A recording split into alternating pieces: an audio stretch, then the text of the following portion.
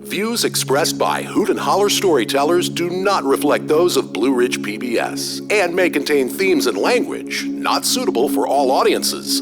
Viewer discretion is advised. Blue Ridge PBS and Echo present Hoot and Holler, a live storytelling event recorded at the historic Grandin Theatre in Roanoke, Virginia. Growing up in Miami, I was immersed in a whirlwind of cultures, colors, and energies. The warm tropical air carried the scent of ocean salt and cafe cubano, and the rhythms of life were rich and vibrant.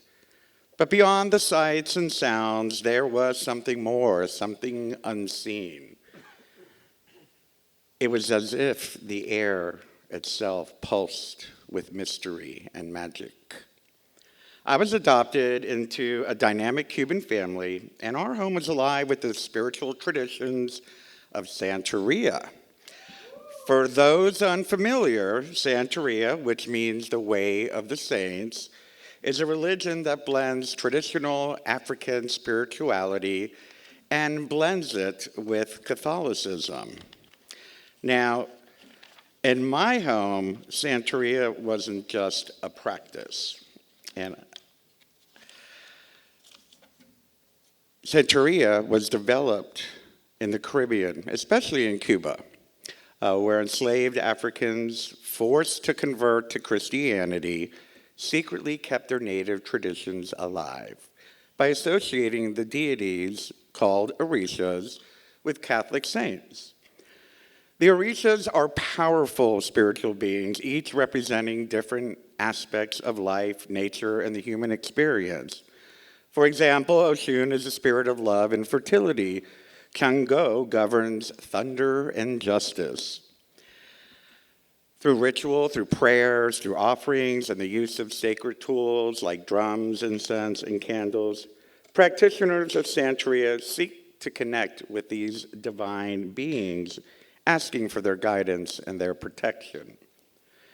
I remember the first time I saw my tia light a candle, whispering prayers to the orishas. I didn't fully understand what she was doing back then, but I was captivated by the unseen forces that were like weaving through our lives. I realized the world wasn't just what we see with our eyes. The supernatural is natural to us. It was all around us, waiting for us to tap in. But Santeria isn't the only spiritual path that called to me. My connection to my birth family and their Native American roots pulled at my heart too. The Miccosukee and the Seminole people of Florida, with their deep reverence for the land, the animals, and the spirits of nature, stirred something within me. I felt their presence in the wind, in the rustling trees, and in the stillness of the Everglades at night. There was a wisdom there. There was a connection to the earth that grounded me in ways I yet could not articulate. And then there were the Celts. Their stories of druids and ancient magic seemed to echo in my dreams.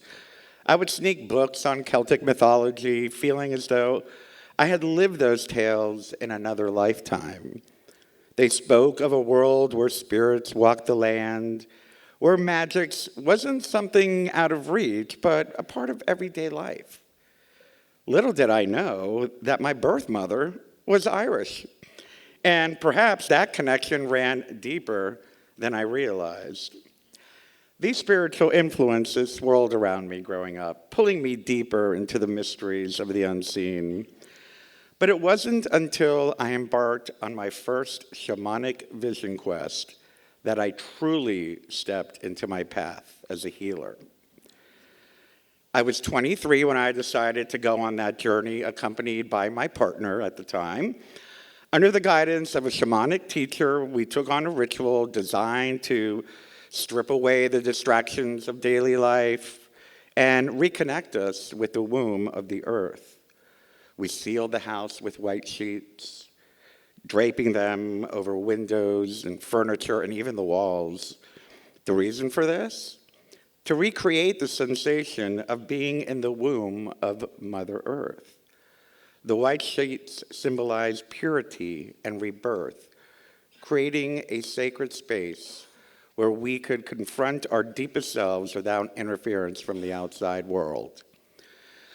For 3 days, I fasted and meditated, seeking answers and direction. I felt myself slipping into profound states of consciousness and introspection. On the final night, we took the sacred medicine and waited. As I lay on the sofa alone, I felt a shift. A presence surrounded me, and suddenly it felt as though I was leaving my body.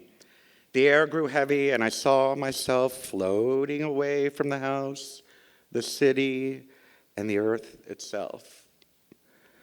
I was drifting into the depths of the universe, surrounded by nothing but darkness and stars.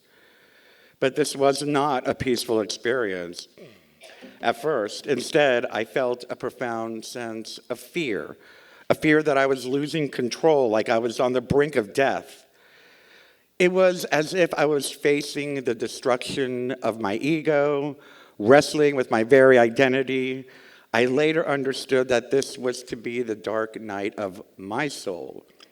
It's an intense process, almost like a spiritual death, as you confront the shadows of who you thought you were. At that moment, I believed that I might actually die. Not physically, but my old self was being stripped away. It was terrifying.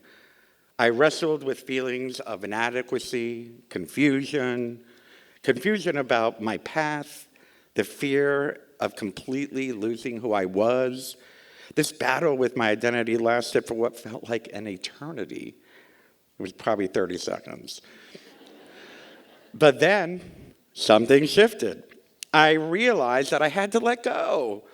I had to surrender, to stop trying to control or fight the experience. The moment I released my grip on the fear and the ego, light flooded my vision. The darkness that had engulfed me was now replaced by a brilliant golden light. And in this space, I felt safe. I felt pure, unconditional love and acceptance. The presence that had terrified me at first now was cradling me, like in the arms of a mother holding her child. I was no longer afraid. I understood that this process wasn't about losing myself, but about becoming more aligned with who I truly am, beneath the layers of the ego and the fear. I had been reborn, not into someone new, but into a more authentic version of myself, one connected to the universal energy of love, of light, and of spirit. Then, in my mind's eye, I saw figures of light, their wings spread wide, soaring through the cosmos. A voice echoed deep within me. You're here to heal. Show them the way back. That message unlocked something inside me. I knew without a doubt that my purpose was to be a healer, to be a guide for those searching for connection. From that moment forward, I dedicated myself to the work of spirit. But, like most things, the path was not always smooth. As much as I've helped others heal, I've also encountered forces that remind me of the vast and sometimes very mischievous nature of the supernatural. A few months ago, I was called to cleanse a home in Washington, D.C. The family had been experiencing strange occurrences, flickering lights, unexplained cold spots, but their real concern was the baby's room. The child was plagued with terrifying nightmares and fits of screaming, unable to sleep in peace. The parents feared something was watching over the baby, something not benevolent. The moment I stepped into the house, I felt it. The energy was dense, suffocating, like the air had been trapped for too long. I lit my sage bundle. The flame went out. I relit it. Again, it went out. This happened 3 times. By then, I knew that whatever spirit was lingering there wasn't eager to leave. When I reached the baby's room, the air felt even heavier, like something was waiting for me. I began to cleanse the space, invoking the elements and calling upon the ancestors for protection. As I finished, I noticed the crib mobile began to spin. There were no open windows, no air vents, nothing to explain it. Yet it twirled softly as though an unseen hand had set it into motion. I knew in that moment that the spirit had been displaced, and perhaps lingering just a moment longer to say its farewell. But the story didn't end there. After the cleansing, I went outside to seal the property, communing with the spirits of the trees for protection. I could feel the energy shifting, lighter, calmer. Then from nowhere, a loud crack pierced the air. I turned in time to see a massive tree fall into the yard next door. Again, no storm, no wind, just the sudden collapse of this old towering tree. To me, it was the final sign, the release of the last remnants of energy that had been stuck in that home. In that moment, I was reminded of the powerful connection between the natural and the supernatural worlds. The spirits of the land, the ancestors, the forces unseen, they are all connected, waiting for us to acknowledge them, to remember that they are a part of us. And that's the thing about the supernatural. It isn't something beyond us. It's woven into the very fabric of life. We've simply forgotten how to see it, how to feel it, and how to trust in it. Each of us has the ability to heal, to commune with the spirits, to teach and guide others. The supernatural isn't reserved for a select few. It's a sense we all have, just waiting to be reawakened.